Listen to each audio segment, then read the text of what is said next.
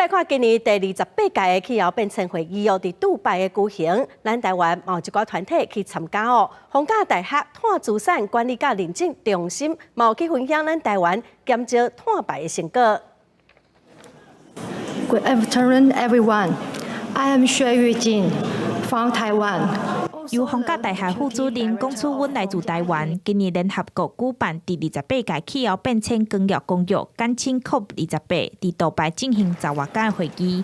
今年由逢甲大学主任带领20首个学者发表真侪议题，包括台中国家关局以碳搬渣食物甲稻草稻杆发电以及碳权的模式，等等16个无界议题。稻草稻杆发电以及碳权的这个模式，这个模式咧，咱是来做绿权。绿电以及绿氢的系统工程。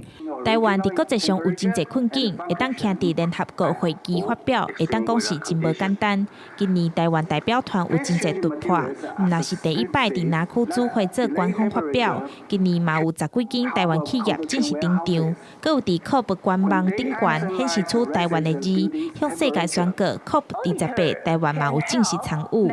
我们台湾的身份要来联合国这个发表会，其实是非常不容易的。总共16个人上台发表，嘛是咱亚洲唯一，而且呢，包括咱台湾这个字，伫咱 COP28官网面顶嘛正式拍出来，逢甲大学。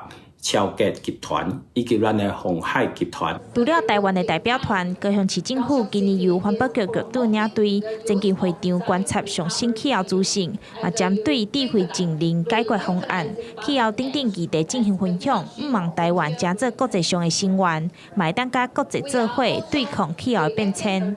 记者钟义辉、邱昭勇高雄报道。